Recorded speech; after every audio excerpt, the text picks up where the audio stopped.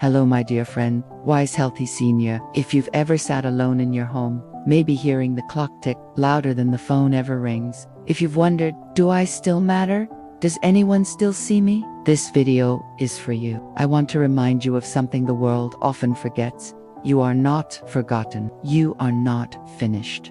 And you are not alone. Even to your old age and gray hairs, I am he who will sustain you. Isaiah 46:4. Now, let's be honest. Loneliness isn't just an empty chair at the table. It's the silence after the kids move out or after a spouse passes away. It's the feeling that the world has moved on fast and left you behind. But it's more than feelings. Studies show loneliness can increase the risk of heart disease, dementia, and even early death. They say it's like smoking 15 cigarettes a day. The more alone we feel, the more we pull back and the more isolated we become. But friend, loneliness is not a sentence. It's a signal, a call to connect. You still matter. Now, there are lies. Many of us believe you're too old, you've already done your part, you have nothing left to give. But the Bible tells a different story. Moses, he was 80 when he led Israel out of Egypt. Anna, the prophetess, in her 80s, still serving in the temple. Old age is not a curse, it's a crown. The glory of the young is their strength, but the gray hair of experience is the splendor of the old. Proverbs 20:29. So my question for you today is, are you ready for a mindset shift? From isolation to intention, from fear to faith. You don't need a crowd. You just need one good connection. Call a friend, invite someone for tea, volunteer at your church, and most of all, talk to God every day, out loud if you need to. Draw near to God, and He will draw near to you. James 4:8.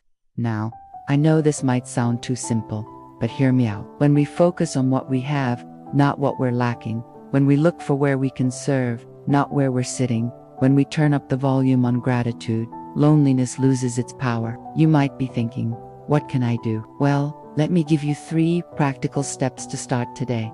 They're easy to remember. Serve someone, start moving, feed your soul. Now, number 1, serve someone. If you're feeling lonely, ask yourself, who can I help? Serving others is a powerful way to break through loneliness because it shifts our focus from ourselves to someone else's needs. You see, as we serve, we create connections, we have friendships, and discover a sense of belonging. As volunteers at a senior center once said, when you get past, what's in it for me? And you start asking, what can I give? Loneliness starts to disappear. So what can you give? Well, you have wisdom, life stories, a testimony. Write a letter, call someone younger, be a blessing. The truth is, your life, experiences, and knowledge are treasures. Mentorship programs, senior companion services, and phone a friend initiatives are all avenues to share your wealth of wisdom. Or perhaps you're great at writing. How about penning letters of encouragement? Or maybe your strength lies in baking. Imagine the smiles your goodies could bring to those in need. My grandma baked cookies for everyone in her retirement home. She made cookies for the staff too. And the manager told me once they really appreciated the gesture. So as you consider this, remember, serving doesn't need to be grand. It's the small acts of kindness that resonate. My mom gave me a beautiful example. She visited a lady at a nursing home. She couldn't do much because her hands were hurting, so she spent time talking to her. Now, the nurses were grateful, because usually no one took the time to sit and chat with their resident. So next time you feel lonely, think of serving as a remedy. It's a prescription that heals both the giver and the receiver. Number 2, start moving. Loneliness can make us stay indoors, binge watch TV, stare at walls, but psychologist Dr. Elizabeth Scott highlights that physical activity releases endorphins that significantly improve our mood. So instead of staying still, let's move. Take a walk, stretch, wave at a neighbor. Movement lifts your spirit.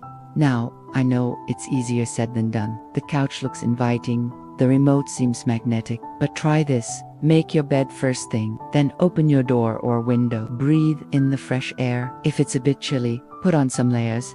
Bundle up and take a step outside. Walk slowly at first. Then, if you like, pick up the pace. Feel the sun or the breeze on your skin.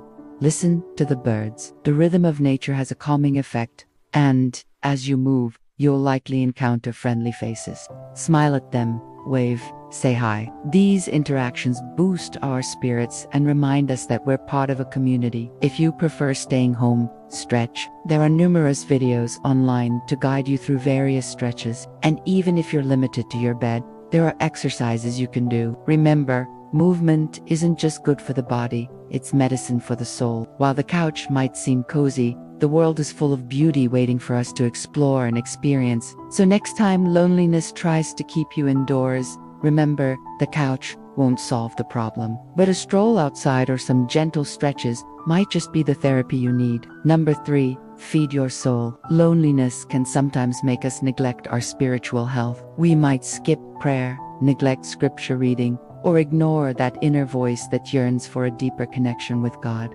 But the truth is, nurturing our spirituality is vital, especially when we're feeling disconnected. Reading the Psalms, those old Jewish poems, can be incredibly comforting. Think of it like reading love letters from God. Each psalm is like a conversation with God, expressing every emotion from joy to deep despair. So whether you're feeling thankful or downcast, the Psalms provide solace and understanding. I find Psalm 23 particularly comforting. It's like David, the author of the psalm, is holding my hand and telling me everything will be all right. So read these Psalms, let the words sink in, and allow them to be your life raft in moments of loneliness. Another way to feed your soul is to sing worship songs. Music has a unique power to touch our souls. Singing along to your favorite worship songs can uplift your mood and remind you that you're not alone. The lyrics reinforce God's promises and the melody soothes your heart. And finally, write down your prayers. When we pray, we're not just speaking into the void. We're pouring our hearts out to a God who cares. Writing these prayers allows us to express our feelings, worries, hopes, and dreams. It's like having a dialogue with God. And the act of putting pen to paper can be therapeutic, helping us process our emotions and find peace. So as you face loneliness, remember that God is your constant companion. He's present in your joys and walks with you through the tough times. You might want to light a candle, close your eyes, listen to soft music, sip a cup of tea or coffee, and then open your Bible and read. As you read, highlight or underline the verses that resonate with you. You can also journal, sharing your thoughts and feelings with God. Just like a parent comforts a child, God offers solace to our troubled hearts. He wants to hear our prayers and provide comfort. He's our Father, our friend, and He loves us unconditionally. So remember, in moments of loneliness, turn to God. His love and guidance can light your path and fill your heart with peace. As we conclude, remember this: you are a precious part of God's creation. Your story isn't over. The enemy whispers, "You're done." But God says, "I'm not finished with you yet." You are seen. You are cherished. You are deeply loved, not by a world-chasing youth, but by a Savior who walks with you right now. Now, my question for you today is, would you write in the comments, "I'm still here, and I still matter"? Let's stand together. You are not alone. And if this video touched your heart, please share it with a friend. Subscribe for more. We're building a family here, one soul at a time.